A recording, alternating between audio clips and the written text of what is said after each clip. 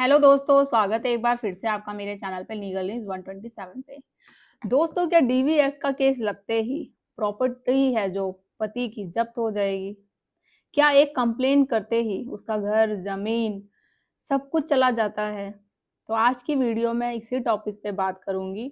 अंत तक जरूर देखना, क्योंकि जो सच है वो थोड़ा अलग है बहुत। क्योंकि आप में से लोगों के साथ यही होता है कि झूठे आरोप लगाए जाते हैं, डीवी एक्ट, घरेलू हिंसा 498 लगाया जाता है।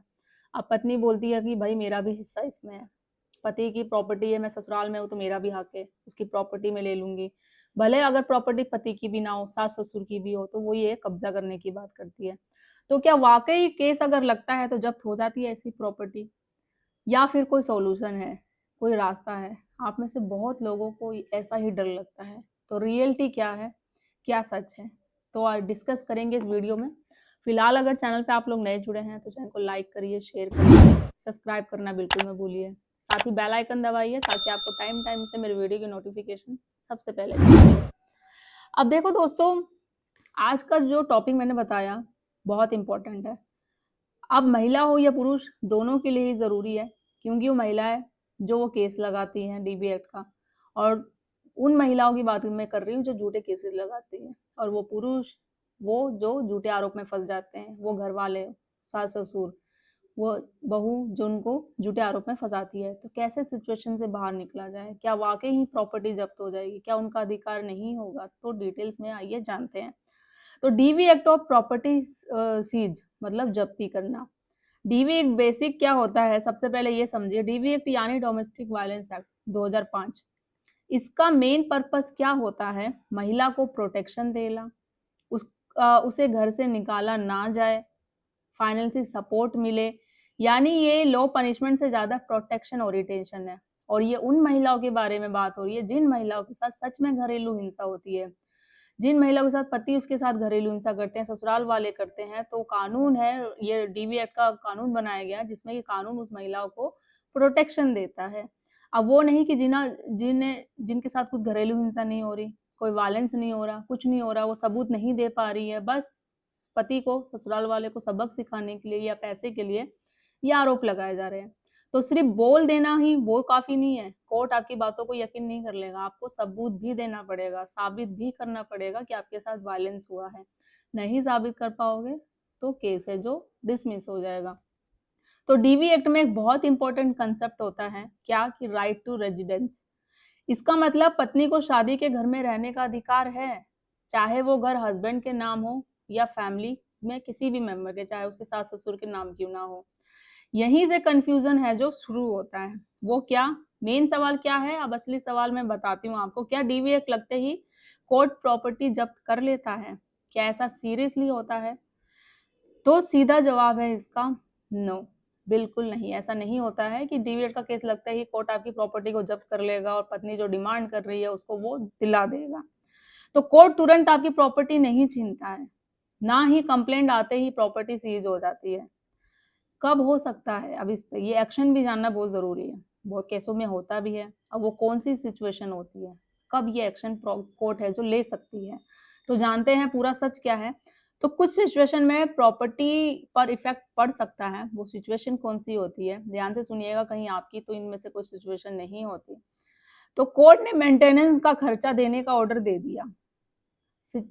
फर्स्ट सिचुएशन ये है। सिचुएशन 2, हस्बैंड जानबूझकर पैसे नहीं दे रहा है, ये सिचुएशन 2 हो गई। सिचुएशन 3 कौन सी है? कोर्ट के ऑर्डर इग्नोर किए जा रहे हैं। तब कोर्ट क्या कर सकता है? सैलरी अटैच कर सकता है, आपकी बैंक अकाउंट फ्रीज कर सकता है, प्रॉपर्टी अटैच मतलब वो कर सकता है। यानी इनडायरेक्टली प्रॉपर्टी पर एक्शन पॉसिबल है। अगर इन ये जो मैंने आपको 3 सिचुएशन बताई है, तीनों में से अगर कोई पति, कोई पुरुष ये चीजें करता है, मेंटेनेंस ऑर्डर होने के बाद इग्नोर कर देना, पेमेंट ना देना करने पे, और जानबूझ के पैसे ना देना, वो कोर्ट को पता चल रहा है ये पैसे दे सकता है, मेंटेनेंस ऑर्डर पास के, बट ये जानबूझ के नहीं दे रहा, तो इन सिचुएशन पे है जो कोर्ट आप पे एक्शन ले सकता है। आपकी सैलरी को अटैच कर लेगा, आपकी लाइक बैंक अकाउंट आपका फ्रीज कर सकता है, प्रॉपर्टी अटैच भी कर सकता है। तो अगर ये कंडीशन है तो इम्पोर्टेंट डिफरेंस क्या है, यहाँ एक चीज क्लियर समझ लो कि जब्त मतलब सीज और कुर्क मतलब अटैच में फर्क होता है। क्या? जब्त मतलब पूरी तरीके से ले लेना, ये रेयर केसेस में होता है, ये नहीं कि हर एक केसेस में होता है, बहुत रेयर केसेस में होता है। कुर्क मतलब टेम्परेली कंट्रोल लेना लीगल रिकवरी के लिए, ये चीजें होती है। अब डीवी एक्ट में जर्नली जो अटैचमेंट होता है डायरेक्ट सीड्स नहीं है। रियलिटी इसकी क्या है, आजकल सोशल मीडिया पे बहुत मिस इन्फॉर्मेशन निकलती है, बहुत सारी, जैसे कि आप लोग मेरी वीडियो देखते हैं, बहुत सारी वीडियो देखते होंगे, बोलते होंगे एक दिन में आप डिवोर्स करा लो, एक दिन में केस खत्म हो जाएगा, ये हो जाएगा, वो हो जाएगा। बट रियलिटी जाके आप वीडियो पूरा देखेंगे तो आपको सच में आता है कि एक्चुअली में क्या है। तो ये जो जितनी गलतफहमियां होती है, जो अफवाहें उड़ती रहती है, उस पर ना ध्यान दे के अगर जो वीडियो देखो, अगर मैं ही भले कि मैं अपनी भी बात करती हूँ, मैं जो आपको बताती हूँ चीएलटी वो लीगली बताती हूँ, कानून के दायरे में रह के बताती हूँ। अगर आप अपने वकील से सलाह भी करेंगे कि हाँ ये चीजें होती है, क्या हम ऐसे कर सकते हैं, तो आपको पता चल जाएगा कि रियलिटी क्या है, होता है या नहीं होता है। तो क्या होता है, डीवी एक्ट लगा मतलब ये नहीं होती, एक जो गलतफहमी या भी अफवाह उड़ती जाती है, मतलब डीवी एक्ट लगा मतलब सब कुछ खत्म हो गया आपका, तो ये ऐसा बिल्कुल नहीं होता है। घर तुरंत छीन जाएगा आपका, पत्नी है जो प्रॉपर्टी पे कब्जा कर लेगी, कोर्ट आपकी प्रॉपर्टी जब्त कर लेगा, तो ऐसा बिल्कुल नहीं होता, ये सिर्फ अफवाहें ही होती है।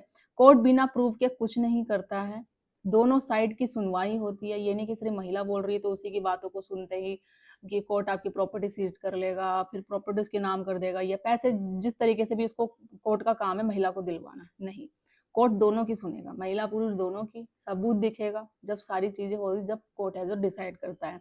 तो हर डिसीजन एविडेंस पर बेस होता है, मैं हमेशा ये बोलती हूँ, एविडेंस सबूतों के आधार पर ही डिसाइड होता है।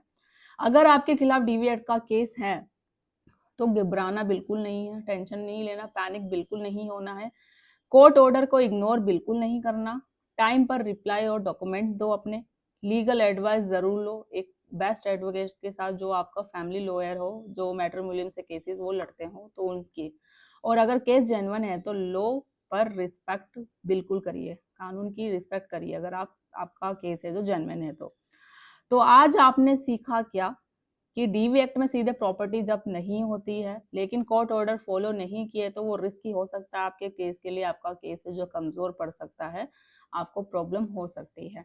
यानी पैनिक नहीं, सही जानकारी बहुत जरूरी है केस के लिए। तो अगर आपको ये जानकारी अच्छी लगी तो ज्यादा लोग तक शेयर करिए, वीडियो कैसे लगा कमेंट में जरूर बताइएगा। तो जल्दी मिलूंगी मैं नेक्स्ट इन्फॉर्मेटिव वीडियो के साथ, और अगर आप भी किसी पर्टिकुलर वीडियो पे चाहते हैं कि टॉपिक पर वीडियो बनाऊं तो कमेंट में कर सकते हैं, मैं कोशिश करूंगी ज़रूर बनाने के लिए। तब तक के लिए थैंक यू।